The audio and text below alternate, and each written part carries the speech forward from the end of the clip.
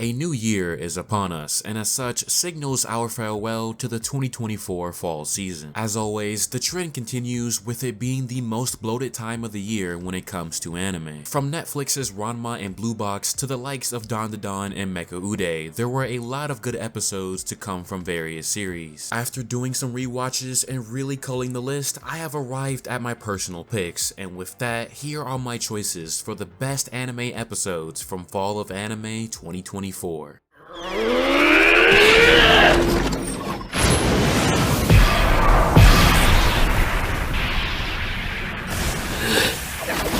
In the end, Sengoku Youko managed to continuously produce at least one episode over the course of its entire anime adaptation that stood out among the seasons. A full adaptation these days with barely any downtime is no small feat, and despite the inconsistencies within the home stretch, the climax of the show managed to hit the mark. Season 2, episode 34, titled Tama and Jinka, brought the major conflict regarding Senya's fate and Jinka's monstrous path to an end. With Shinsuke getting his victory and the Void people confronting their destiny, there was nothing left to say, and what it all came down to was the conviction of the powerful. Two godly masses of spiritual power going at it, with some of the show's best drawings throughout the episode. It's safe to say that this was Senya's hardest fight since his first showdown with Muto, and with the army of Katawara at his side, keeping up with the thousandfold wonder was possible. Notably, Takashi Ogawa was one of the main animators who produced a lot of the highlights for the episode, and man, it was one heck of a fight. Sengoku Youko dealt with two people striving for the lives each other sought to rid of, and ultimately finding a type of solace at the end of the road. With the aid of the original crew, Jinka was able to regain control of his humanity, and despite the conclusion of season 1, he was truly never alone. The parallel between Jinka and Senya was the tightrope the story walked, and narrative gripes aside, I was able to walk away from this show satisfied, and hopefully the Sengoku staff are proud of themselves, for this was no easy task.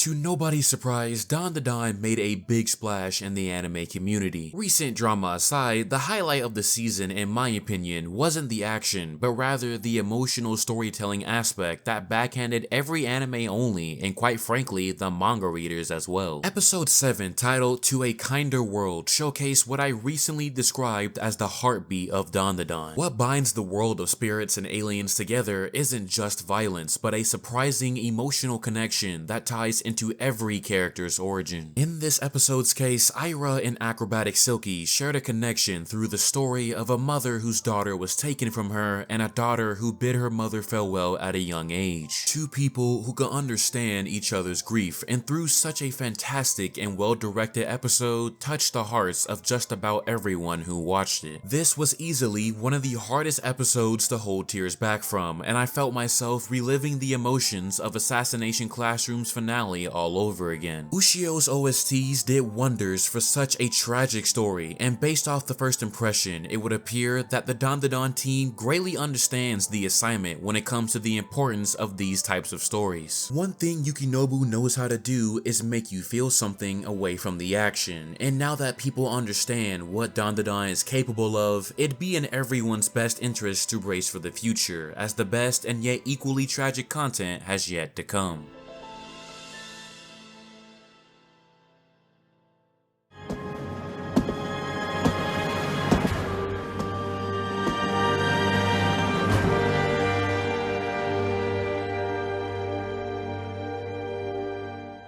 Just like Dandadan, I have also talked quite a bit about ReZero lately. Guess you could say I missed the series quite a bit, but season 3 so far has been living up to my expectations. A city under siege by the witch cult, all of our favorite characters in one centralized location, and in the midst of overwhelming darkness, you can leave it up to Subaru to shine through it. As they say, it's not bad to have a way with words. Episode 7 of season 3, titled The Newest of Heroes and the Most Ancient of Heroes, set Subaru Subaru up to deliver one of his best speeches ever. Typically, whenever we think about a speech in anime, there tends to be some type of insane raw tax or reveal behind it, but this was a different case. The aim here was to reach the hearts of those who would be under the effect of the Sin Archbishop of Wrath's ability. For more than half the episode, Subaru took the approach of starting from the bottom and worked his way up. There was brutal honesty, but it was all for the sake of delivering hope to the citizens of Fristella. This episode highlighted just how Teppei approaches such a delicate and intense situation where you truly have to reach the human heart. Moments where he would ask the crowd how they felt, inciting the idea of taking towards your neighbor and looking out for them. It's the little things that can be so powerful in the grand scheme. It really felt like Teppei thought to themselves that if they were somebody who were stuck in a time of crisis, how would they want to be reassured when all hope seems lost? Personally, I have never seen a speech delivered in this manner, and that to me really stood out among the season. As a knight of no sacrifice, the last thing Subaru would do is sacrifice innocent people who were not even prepared to be caught up in this conflict. I'm looking forward to the next half of the season, and don't be surprised if ReZero pops back up for the winter choices.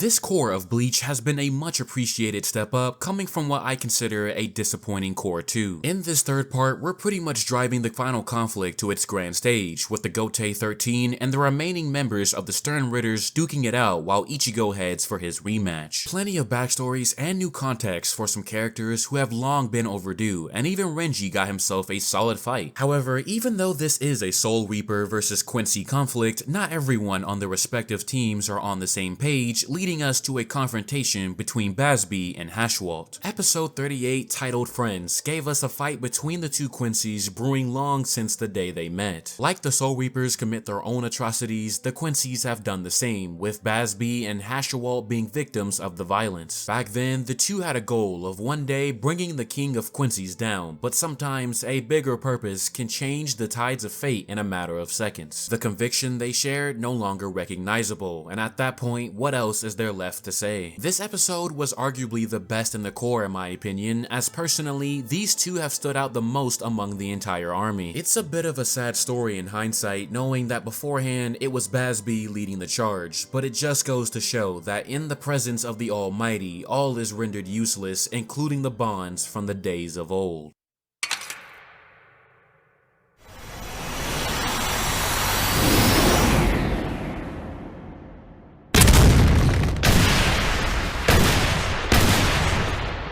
Blue Lock was handed some of the most unlucky circumstances coming off the hype of Season 1. In such a critical moment within the story, the quality took a hit in the area of movement, and to many manga readers, their frustration only grew. However, that did not stop the Blue Lock team from putting their heart and soul where they could, looking at the final episode of Season 2. Season 2, Episode 14, titled Last Attack, ended up being the best episode in the entire anime adaptation so far. In the final portion of the U20 match, it became a full-on winner-takes-all. From those who entered the flow state to all the star players bringing their best, this was the most fun I have had with an episode in some time now. The team even managed to integrate Kaganashi, which is an animation style used to represent strong expressions by eliminating details. The idea of less being better worked out here, and what better way to end the match than with Isagi's game-winning goal. I can only hope that Season 3 manages to get its footing, as if this can still be achieved knowing the odds were stacked, then it's clear that the future of the anime can in fact recover.